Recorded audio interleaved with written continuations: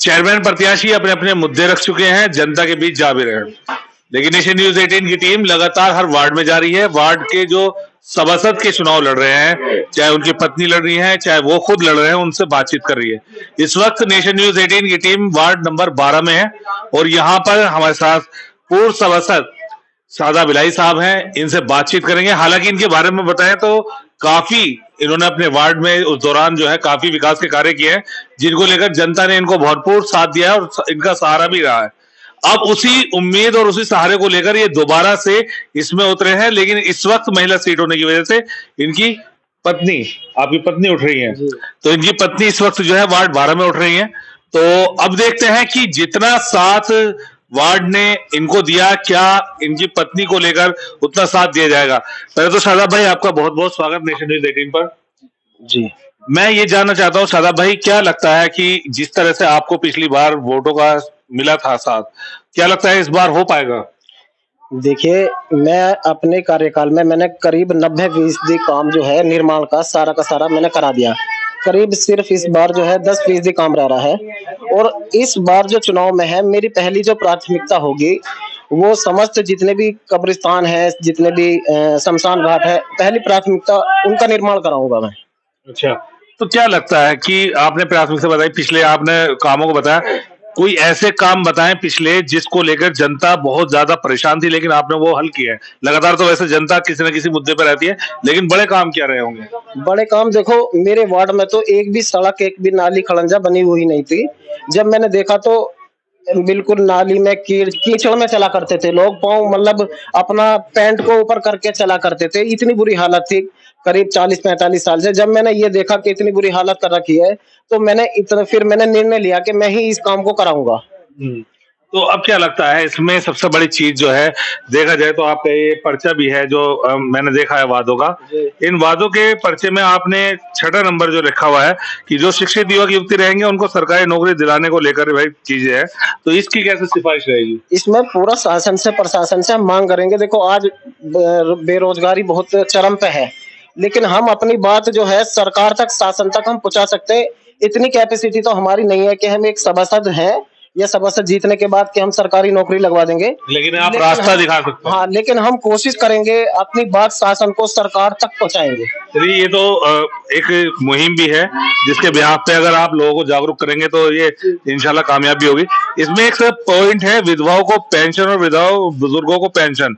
ये मुझे लगता है आप पहले भी इसके लिए काम करते रहे हैं, अभी भी रह रहे हैं कुछ लोग। देखो, मैं अब तक जो है विधवा पेंशन, वृद्धा पेंशन, विकलांग पेंशन तकरीबन मैं 400 के लगभग करा चुका हूँ। अब मेरा टारगेट ये है कि कम से कम जितने भी मेरे वार्ड के, क्या बल्कि कोई अगर अदर वार्ड का भी मेरे हिसाब कहेगा, मैं उसका भी काम कराऊंगा। आपका 4000 का टारगेट है मेरा। अच्छा जी, तो इस वक्त जो है कुछ आपने इसमें टीम में भी रखा हुआ है, इसमें ये कम्युनिटी सेंटर, तो ये कम्युनिटी सेंटर किस तरह का होगा? देखिए, मेरे वार्ड में एक भी कम्युनिटी सेंटर नहीं है, क्योंकि देखो पिछले कार्यकाल में एक शमशान हादसा हो गया था, कोरोना काल भी मेरे वार्ड में ही था, तो इसलिए मुझे पूरा समय काम करने के लिए नहीं मिला। लेकिन अब मैंने ये सोचा, ये कब्रिस्तान और शमशान घाट करने के बाद मैं दूसरे नंबर पे कम्युनिटी सेंटर खोलूंगा। कम्युनिटी सेंटर से ये यानी कि मैरिज होम, जैसे कि नगर पालिका से एक निश्चित एक राशि के लिए वो पर्ची कट जाया करेगी, और कोई भी हमारे वार्ड का, कोई भी किसी भी समुदाय का, किसी भी वर्ग का, उस पर्ची कटवाने के बाद, उस राशि की पर्ची कटवाने के बाद वो कोई भी अपना कोई भी फंक्शन करा सकता है, कोई भी ब्याह शादी। तो उस हमारे मोहल्ले वालों को, हमारे वार्ड वालों को काफी बेनिफिट पहुंचेगा इस बात से। अच्छा, वार्ड 12 में एक चीज और है कि वार्ड 12 में एक आपने लिखा हुआ है इसमें मोहल्ला क्लिनिक। हाँ। तो ये कहीं ना कहीं आम आदमी पार्टी की उस तरफ को लेकर है। आम आदमी पार्टी की तरफ से देखो, कोई भी अच्छा काम करता है उसकी मैं सराहना करता हूँ। कोई भी सरकार अच्छा कदम उठाती है और उसी की तर्ज पे तो नहीं कह सकते। मेरा अपना खुद का विचार है ये कि जब मेरे वार्ड वालों को एक, चाहे उसमें 10 रुपए की पर्ची एक निर्धारित करी जाए कि प्रत्येक मरीज को 10 रुपए की पर्ची कटवाई जाए और उसका ट्रीटमेंट हो, तो जब मेरे वार्ड वालों को, मेरा वार्ड जो है ज्यादा संपन्न नहीं कह सकते, मेरा वार्ड जो है अभी बहुत ही क्या कहते हैं, दयनीय स्थिति है, आर्थिक स्थिति कमजोर है मेरे वार्ड की। तो मैं अपने वार्ड के बारे में जानता हूँ किसकी कैसी स्थिति है, तो इसका बहुत लाभ मिलेगा और सभी वर्ग को मिलेगा, सभी समाज को मिलेगा, हिंदू मुस्लिम सब सिख ईसाई सभी लोगों को इसका फायदा मिलेगा। और मैं इसको भी बहुत ही मजबूती से लूंगा, चाहे मुझे लखनऊ जाना पड़े, किसी के पास भी जाना पड़े, मैं सरकार में अपनी बात बहुत अच्छे तरीके से रखूंगा। ये बात तो हमें पता चल रही है क्योंकि आप एक्स काउंसलर भी रहे हैं, बीए एलएल भी आपने किया है। जी, तो इसमें क्या लगता है कि किन किन चीजों को लेकर, क्योंकि काफी चीज लोग दिए देखते हैं कि शिक्षित होना बहुत जरूरी है और शिक्षित ही सबसे बड़ी चीज है। आपके वार्ड में कितने प्रत्याशी हैं वैसे तो? इस वक्त तो मेरे वार्ड में करीब 5-6 प्रत्याशी हैं। और मेरे ख्याल से वोट बैंक कितना? वोट बैंक टोटल जो है, टोटल वोट है 3900 है। और आपको पता ही है अच्छे तरीके से कि कितना भी हो, लेकिन 60-65% के लगभग वो पोल होता है। तो इसमें सबसे बड़ी चीज ये है कि इस वक्त आपकी मिसेज जो है वो उठ रही है काम को लेके, आप गली गली डोर टू डोर जा रहे हैं, किस तरह का रुझान देखने को मिल रहा है? रुझान बहुत अच्छा है। प्रत्येक समाज जो है, प्रत्येक वर्ग, प्रत्येक समाज हमारे लिए बहुत अच्छे तरीके से सपोर्ट में है। वो हमारे पिछले कामों से बहुत खुश हैं। कोई भी व्यक्ति ऐसा नहीं है, मैं समझता हूँ, कि जो हमारे किसी भी काम से खुश ना हो। पिछले कार्यकालों में लोगों को बड़ी परेशानी का सामना करना पड़ा। अगर कोई मोहर लगवाने के लिए भी चला जाता था तो उसको भी मोहर नहीं लगाई जाती थी और उनका विभिन्न तरीकों से बड़ा उत्पीड़न करते थे लोग।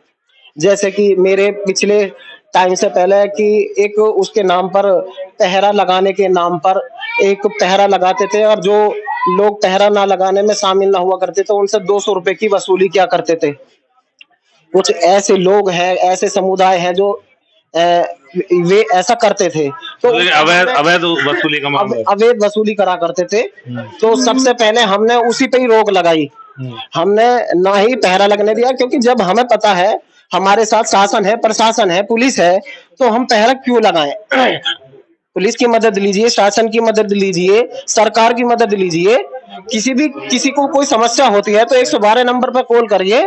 चाहे कोई कितना भी बड़ा एंटी सोशल एलिमेंट हो या बदमाश हो या कोई ऐसा आदमी हो, तो पुलिस की मेरी नजर में सबसे पहले पुलिस से मदद लेनी चाहिए। तो मैं ये जानना चाहता हूँ, आखिरी सवाल हमारा ये है कि आपकी मिसेज लड़ रही हैं, क्या एक ऐसा मैसेज है या एक ऐसी अपील है जो आप जनता से करना चाहते हैं?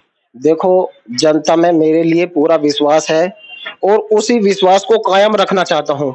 जो मैंने पिछले कार्यकाल में काम कराए हैं, उससे ज्यादा, उससे 2 गुना मैं काम कराऊंगा और जनता की उम्मीदों पर पूरा खरा उतरूंगा। तो ये थे हमारे साथ शादाब इलाही साहब, जिन्होंने पिछले पूर्व सभासद रह चुके हैं, काफी चीजों को लेकर जनता के बीच जो है अपना फेम भी रख चुके हैं, समाज सेवी तौर पे भी और एक सभासद होने के तौर पे भी इन्होंने काफी कार्य किया है। हालांकि कुछ कंडीशन रही थी क्योंकि कोरोना काल और ना जाने कैसी कैसी दिक्कतें उस वक्त थी, लेकिन इन्होंने फिर भी जो है अपने घर के दरवाजे 24 घंटे खोले रखे और आगे के लिए भी इन्होंने वही रूटीन और वही मैसेज लेकर जनता के बीच जा रहे हैं। अब देखने वाली बात यह होगी कि 11 मई को किस तरीके से शादाब इलाही को जनता अपना पूरा समर्थन देती है। राहिल गस्सार के साथ अफशार उल हक, नेशन न्यूज़ 18, गाजियाबाद।